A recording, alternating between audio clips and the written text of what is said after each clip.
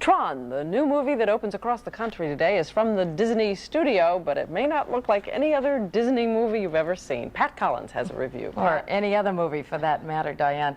In the last few years, the men who work on Dopey Drive, there really is such a place, have not been happy.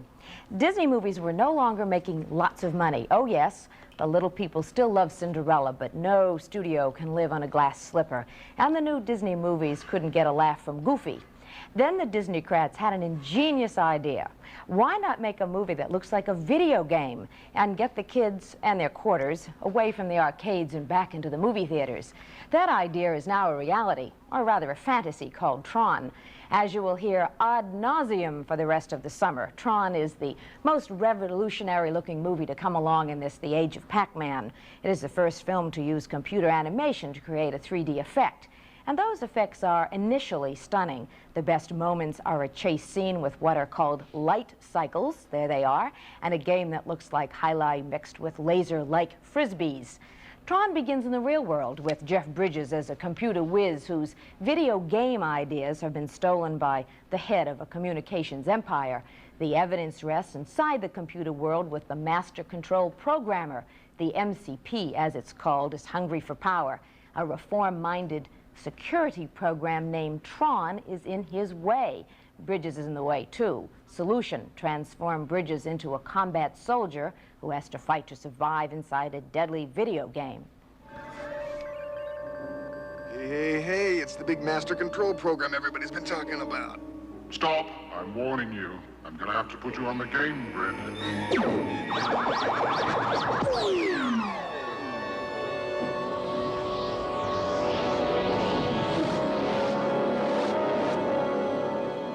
This isn't happening. It only thinks it's happening. Hey, there's been a mistake. I gotta see the guy in charge. You will.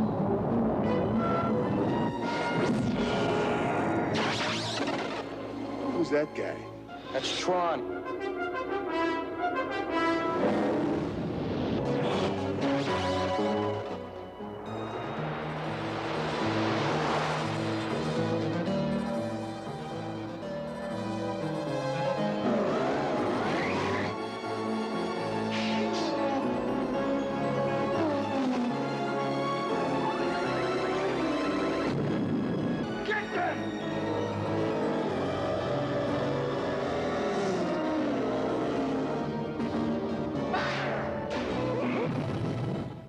Well, as you can see, Tron engages the eye, but it also dulls the brain. The visual effects, no matter how unique, become monotonous after an hour. About a minute and a half is as much as I can take. The storyline is thinner than Minnie Mouse's legs, and the action inside the video game owes more to Star Wars and Space Invaders. But with $8 billion spent last year on video games, the Disney people are convinced that they will get the bubblegum crowd to the box office, and they probably will. I wish them well. I myself am going to re-see Bambi for the 80th time over the weekend. Well, they may get the kids, but I don't know about the analysts, because the stock went down $2.50 after the analysts saw the movie. But analysts don't go to the movies anyway. That's what the Disney company said. We'll be right back. Years ago, we showed you some of the science behind a science fiction film. We watched the making of a movie called The Empire Strikes Back. The producer, an up-and-coming young gentleman named George Lucas, took me on a tour of his facility and showed me the model spaceships, the miniature props, the stop-action models that made an imaginary world come alive. But just 2 years later, reality has changed. Today, the world of a filmmaker's imagination may exist entirely in the mind of a computer. I can show you a little of how it works. This is one of the smaller and less expensive home computers around the day. Loaded in it is this program written in the basic computer language. Really quite simple. Now watch what happens when I type run.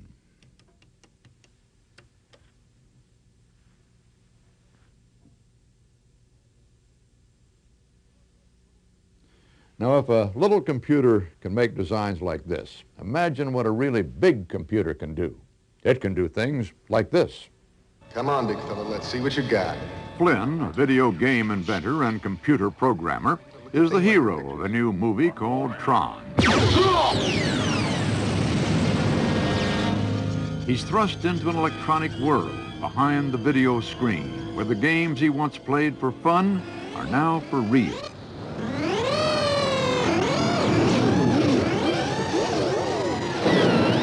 The fantasy world of Tron, a Walt Disney production, is filled with objects that look like models or miniatures, but they're not. They're generated by computers. These motorcycles are really just a series of scan lines on a screen. They exist only in a computer's memory bank. Computer-drawn images and backgrounds comprise 64% of the movie, by far the most extensive use of computer simulation to date. We're finding ourselves in the midst of an electronic, computerized society, and the question is how well we're going to be able to deal with it. Steve Lisberger is Tron's director and writer. The difference between us and the character in the film is that he's one of the geniuses that helped bring all this about. He invented these machines, and now he finds himself having to conquer his own technology and learning how to use it. Well, technology, certainly not the villain when you learn how this movie was made. Welcome. Computers are responsible for backgrounds that look like elaborate sets and for all the objects flying around. First, an electronically sensitized blueprint provides the computer with a three-dimensional database of the object. Next, a computer is instructed to add the rest of the drawing, in this case a spaceship, by connecting millions of points of light called pixels. A shading program gives the object solidity and highlights. It takes hundreds of millions of calculations to get the spaceship from the computer screen to the final form in the film. Computer-generated images have no physical limitations. The objects can do anything. One advantage over miniatures. Another is how quickly a shot can be changed. Sometimes all it takes is a phone call from California to New York, if the phones are linked to the right computers. After the explosion, the debris that flies out doesn't really fall as if it's obeying the laws of gravity. It tends to just go straight out. Put a gravitational program onto that so that debris will kind of fall as if it has weight. Well, probably take about 15 minutes to make the corrections. This not only saves time, but money. Of Tron's $20 million plus budget, 20% was spent on computer-generated imagery, an amount that would have at least doubled if conventional sets and models had been used, and if the movie could have been made in this way at all. Another $6 million was spent on other special effects, including the integration of actors into computer-generated scenes. Associate producer Harrison Ellenshaw offered to put me into a computer-generated world in order to show you how it's done. This is a movie set? Hey, Who's that guy? Look like Mr. Peanut. We need the black velvet because we don't want to photograph that part. And the rest of you, as you can tell, is in stark white and with black lines on it. I can tell that. I was hoping you'd explain why I'm in this ridiculous costume. Well, it won't look so ridiculous when we're finished with it.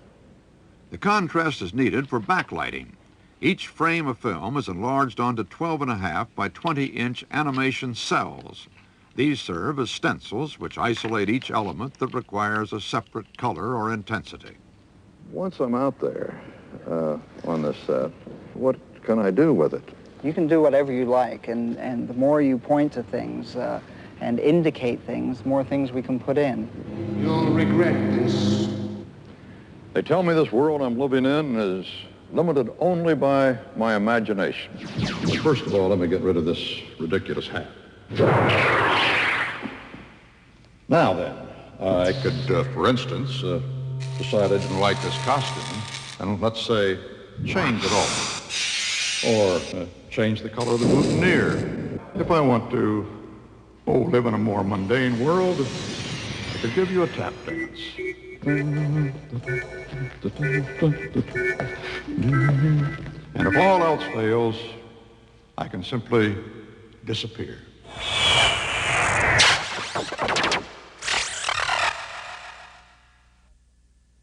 Well, if that's any indication, it looks like the future will be made of equal parts computer technology and old-fashioned ham. Next week will be preempted, but we'll return in 2 weeks